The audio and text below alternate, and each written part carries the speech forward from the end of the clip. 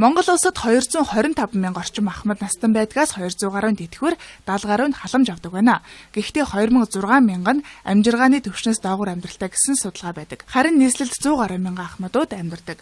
Ахмадуудад тулгардаг жилээс жил яригддаг асуудлууд бол тэтгэвэр тэтгэмжийн хэмжээ бага, орон сууцнд хамрагдаж чаддаггүй, ахмад настуудыг эмнэлгүүд хүлээж авч үйлчилдэггүй зэрэг асуудлууд байдаг. Мөн тэтгэврийн мөнгө амьдрал хүрэлцдэг учраас хөдөлмөр эрхлэх хүсэлтэй ахмадууд байдагч хөдөлмөр эрхэлдэг ахмадууд түн цөм байдаг.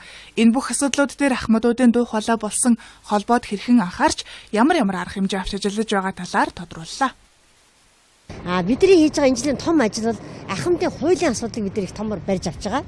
Ахмад насны нийгмийн хамгаалалтын тухай хууль гэж хууль байдгийг 2005 онд батлагдсан. Энэ хуулийг ахмадууд мэддэггүй юм байна. 10 жил болж шүү дээ тийм учраас бид нар сүүлийн 2 жилдээ ахмадын хуулийг бүх ахмадуудын гар дээр хэвлэж тавиад тэднээсээ санал аваад ингээд 100 гаруй мянган ахмадын саналыг нэгтгээд ажлын хэсэг байгуулад энэ хуулийг бид нар одоо үндсэн хууль болон олон улсын гэрээ конвенцэд тааруулсан эрх зүйн орчинд тоолох гэж бид их том ажил хийж байна. Энэ ажлын одоо эцэг үсгийг хүсэж байгаа. Дараагийн нэг зүйл бол давхар тэтгэврийн асуудал байгаа. Одоо нийт ахмадуудын 70 гаруй хувь дандаа өргөдөлгөөлсөн хүмүүс байдгийг. Тэгэхээр давхар тэтгэврийн асуудлыг ахмадууд их хүсэж байгаа. Энийг бид нар бас энэ жилдээ хийгээд дуусчихыг маш чармааж ажиллаж байна. Тэтгэвэр тэтгэмжийн асуудал бол ахмадуудын дунд хамгийн тулгамдсан асуудал. 10 жилийн өмнө дундаж тэтгэвэр 32 мянган төгрөг байсан бол өнөөдөр дундаж тэтгэврийн мөнгө 283,300 төгрөг байгаа.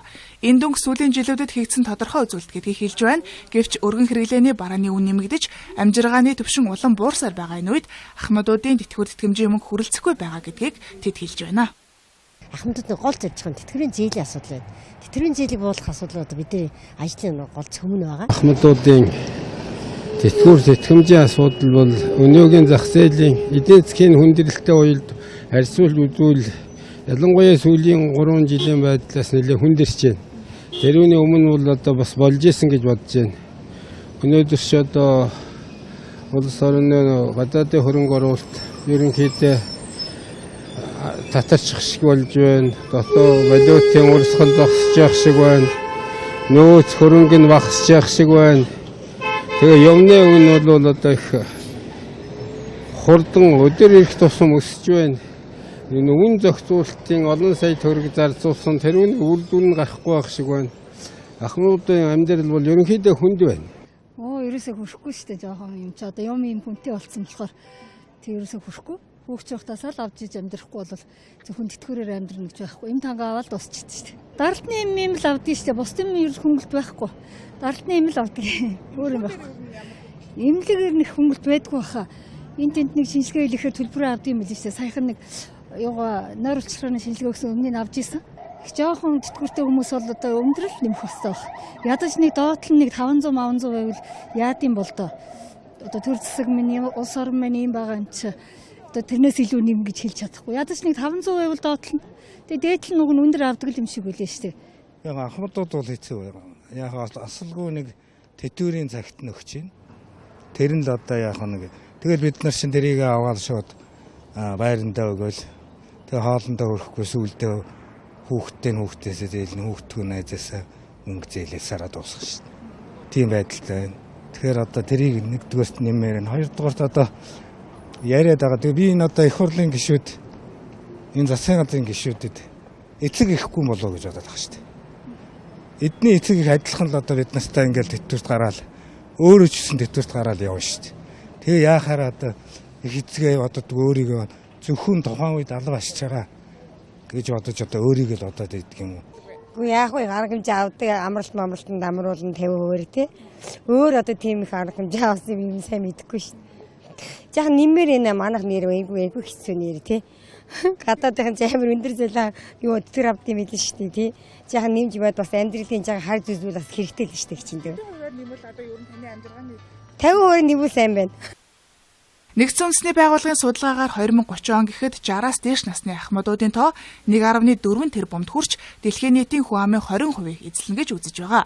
Тийм ч учраас насаараа хөдөлмөрлөж өнөөдрийн хөгжил, сайн сайхныг бүтээхэд гар бие оролцсон ахмадууд нас үл харгалзан эрхээ эдэлж амар тайван дутагдах зүйлгүй амьдрах нөхцөлийг бүрдүүлэхэд нийгэм анхаарах шаардлагатай байгаа юм а. Мэдээллийг Цэрэн Лам Батзаянаар бэлтгэлээ. Асуудлаа. 10 жилийн өмнө дундаж тэтгэвэр 32 мянган төгрөг байсан бол өнөөдөр дундаж тэтгэврийн мөнгө 283,300 төгрөг байгаа. Энэ дүнг сүүлийн жилүүдэд хийгдсэн тодорхой үзүүлэлт гэдгийг хэлж байна. Гэвч өргөн хэрэглээний барааны үн нэмэгдэж, амжиргааны төвшин улам буурсаар байгаа энэ үед ахмадуудын тэтгэвэр тэтгэмжийн мөнгө хүрэлцэхгүй байгаа гэдгийг тэд хэлж байна. Ахмадуудын гол зорилго нь тэтгэврийн зээлийн асуудал байна. Тэтгэврийн зээлийг буулгах асуудал одоо бидний ажлын гол цөмөн байгаа. Ахмадуудын тэтгэвэр тэтгэмжийн асуудал бол өнөөгийн зах зээлийн эдийн засгийн хүндрэлтэй уялд харьцуулж үзвэл ялангуяа сүүлийн 3 жилийн байдлаас нэлээд хүндэрч байна. Тэрүүний өмнө бол одоо бас болж исэн гэж бодож байна. Өнөөдөр ч одоо бид их томор барьж авч байгаа. Ахмад насны нийгмийн хамгаалалтын тухай хууль гэж хууль байдгийг 2005 онд батлагдсан. Энэ хуулийг ахмадууд мэддэггүй юм байна. 10 жил болж шүү дээ чинь тийм учраас бид сүүлийн 2 жилдээ хамтын хуулийг бүх ахмадуудын гар дээр хэвлэж тавиад тэднээсээ санал аваад ингээд 100 гаруй мянган ахмадын саналыг нэгтгээд ажлын хэсэг байгуулад энэ хуулийг бид одоо үндсэн хууль болон олон улсын гэрээ конвенцэд тааруулсан эрх зүйн орчинд тоолох гэж бид том ажил хийж байна. Энэ ажлын одоо эцэг үсгийг хүсэж байгаа. Дараагийн нэг зүйл бол бас давхар тэтгэврийн асуудал байгаа. Одоо нийт ахмадуудын 70% дандаа өргөдөлгөөлсөн хүмүүс байдгийг. Тэгэхээр давхар тэтгэврийн асуудлыг хамтд их хүсэж байгаа. Энийг бид нар бас энэ жилдээ хийгээд дуусчихыг маш чармааж ажиллаж байна. Тэтгэвэр тэтгэмжийн асуудал бол ахмадуудын дунд хамгийн тулгамд.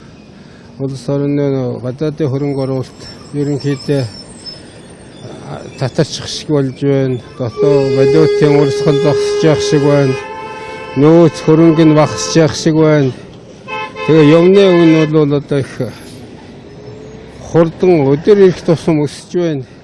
Энэ үн зохицуулалтын олон сая төгрөг зарцуулсан тэрүүний үр дүн гарахгүй байх шиг байна. Ахмадуудын амьдрал бол ерөнхийдөө хүнд байна. Ерөөсөө хүрэхгүй шүү дээ жоохон юм чи одоо юм хүнтэй болсон болохоор тэг ерөөсөө хүрэхгүй.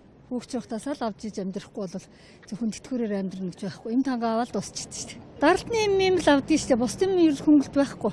Даралтны юм л авдаг. Өөр юм байхгүй. Имлэгээр нэг хөнгөлт байдгүй баха. Энд тент нэг шинжилгээ хийхээр төлбөрөө авдаг юм л шүү дээ. Саяхан нэг нойр улчраны шинжилгээ өгсөн өмнө нь авч исэн. Жоохон тэтгэвртэй хүмүүс бол одоо өндрөл нэмэх хэрэгтэй баг. Ядаж нэг доотлол нэг 500 байвал яад юм бол доо. Одоо төр засаг минь улс орн минь юм байгаа юм чи. Одоо тэрнээс илүү нэм гэж хэлж чадахгүй. Ядаж нэг 500 байвал доотлол. Тэгээ дээдл нүг нь өндөр авдаг юм шиг үлээ шүү дээ. Яг ахмадууд бол хэцүү байна. Яг асалгүй нэг тэтгэврийн цагт нөхч байна.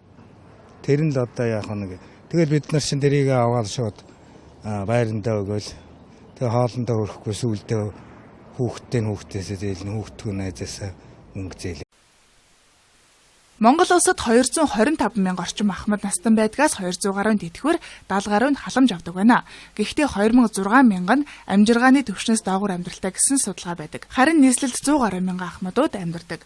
Ахмадуудад тулгардаг жилээс жилд яригддаг асуудлууд бол тэтгэвэр тэтгэмжийн хэмжээ бага, орон сууцнд хамрагдаж чаддаггүй, ахмад настуудыг эмнэлгүүд хүлээж авч үйлчилдэггүй зэрэг асуудлууд байдаг. Мөн тэтгэврийн мөнгө амьдрал хүрэлцдэггүй учраас хөдөлмөр эрхлэх хүсэлтэй ахмадууд байдагч хөдөлмөр эрхэлдэг ахмадууд тун цөм байдаг.